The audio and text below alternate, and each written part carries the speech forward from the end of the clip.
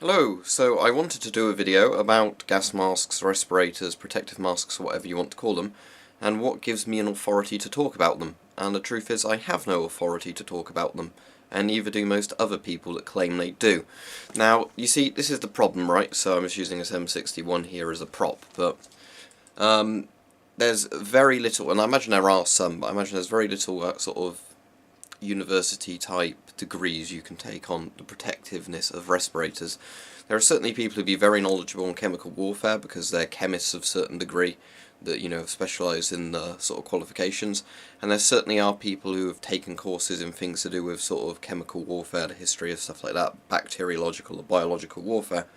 So there's certainly people who have got lots of qualifications and experience to talk about it that way, and there's obviously people who are CBRN trained, that they've done it through the military or another job, where they know lots of things about it because of that. So they're the only people I can say who have maybe some authority to talk about it properly to a good degree.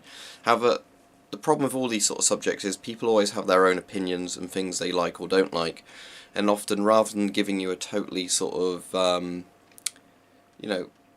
completely honest, I guess, and truthful and weighed out approach, they always say what their favourite opinions are, about certain things and everything like that, and I'm probably no different. I try and keep that to a minimum, but I'm sure you know how much I like the S10 and Avon masks, so, that always, everybody, if you're a human, that's pretty much impossible. So, what I want to stress to you, and this is something that you really need to take on board, I think, for a lot of people, is don't take me as an authority on anything. I can be wrong. There has been times I've been wrong with stuff on masks. I kind of don't really apologise for that, because I don't want to be giving out bad information, but at the same time everybody makes mistakes, especially when there's no better information out there. So, I'm not really sure of any examples I can give you off the top of my head, but basically, well, I suppose I could. Years ago I used to tell people the GP5 filter was probably safe. The reason being that when people used to say the GP5 filter contained asbestos, they had absolutely no proof to do that. They were just saying it like a joke. Nobody knew that it actually did contain asbestos. Then, when there were actual lab reports coming out, from proper certified labs and lots of reports on GP5 filters, that's when I changed my advice. Well, before that, I'd actually said, I'm starting to doubt they may be completely safe because of things I'd learnt from, Soviet documents at the times that said things like EO16 filters contained asbestos.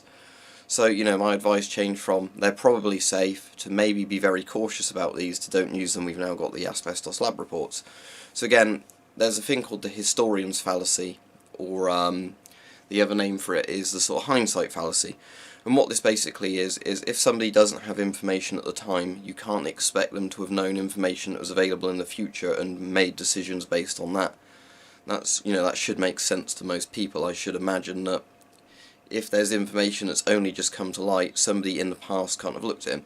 If you're watching one of my videos, look below and see when the video is published. I'd really advise that to people, because I constantly get people say, you're wrong about this, and then they can't even look at the date of the video and realise the information they're talking about wasn't available at the time they made the video. So, always do that. You wouldn't watch an old black and white film and then complain it's not in colour. Why didn't they just invent colour film for this film? Something like that. That's really old. Or why didn't they use CGI in this 1930s? Why didn't Wizard of Oz have CGI in it? It's that kind of thing. So, obviously, always pay attention to when something was written. Not just for my videos, but if you're reading any article, pay attention to when it was written, things like that. You'll find if something's written during the Cold War, with a lot of NBC warfare type stuff, the side that's written it is always bigging up their own thing and talking down anybody else's thing.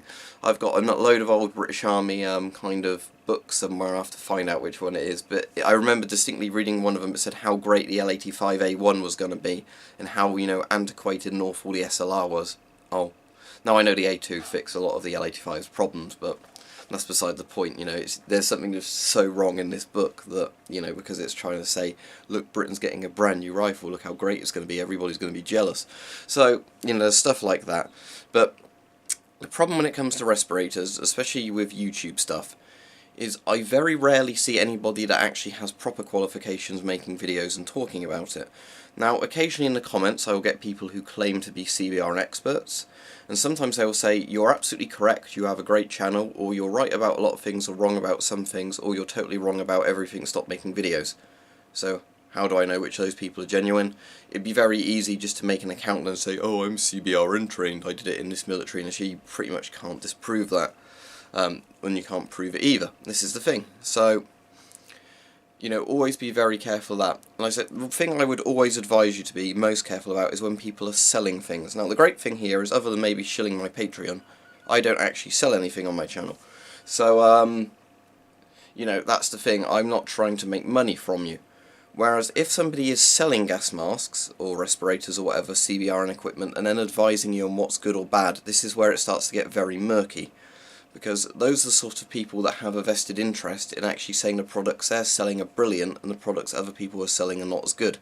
Now, I know Approved Gas Masks is the one everybody likes to rant about on this, because it's a site where they basically say any surplus mask, like this one, is 100% obsolete, it can't work, but the masks we sell work perfectly.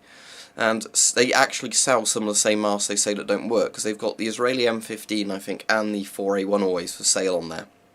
At stupidly inflated prices, like hundreds of dollars. And then they say, well, the ones we sell work because they're within a certain date. If you buy a surplus one, they're guaranteed to be out of date. Well, you've bought them as surplus, haven't you, to resell them? So, it's one of those sites that is basically trying to give out false information to then scam people, essentially, into paying more for a mask than they need to. As said, due to the fact that people can try and sue you for defamation and stuff like that, I'm not going to keep going on about these people. I'd rather we just all ignored them, that give bad advice, and just nobody pays attention to them.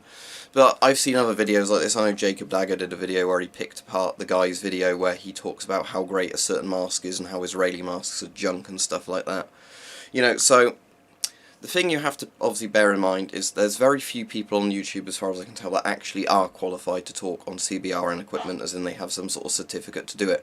Now, there's people like me that find it really interesting, so I read up a lot on it. So most of the information, I'm essentially regurgitating information to you, and I'm trying to normally go for a lot of information, pick out what sounds reasonable and what doesn't. So hopefully my videos sound mostly reasonable to you, but again, I can be wrong on things. But again, don't take my word as gospel, because I can be wrong on things. And I'm sure there's lots of other good YouTube channels out there, but I tend to spend more time making videos than I do watching videos on YouTube. So, there's always that. But again, be very cautious about people who are actually selling products and then, speak about how great their product is and how bad everybody else's is. That's the thing. Because those people I really wouldn't say are an authority. I'd say they're a salesman, they're doing a sales pitch. So, yep, don't take my word as gospel. I hope you enjoy my videos, but again, I can be wrong on things. I've been wrong on things in the past, and what I'd really advise everybody to do is do their own research if they're not sure about something. Try and look at as many different sources as possible, because often sources conflict. Again, the big one that I always have to reply to almost every day is when people say, but why do you say that GP5 filters contain asbestos? This seller said it contains activated charcoal. Well, they do contain activated charcoal, because all respirator filters contain activated charcoal, or at least charcoal or carbon.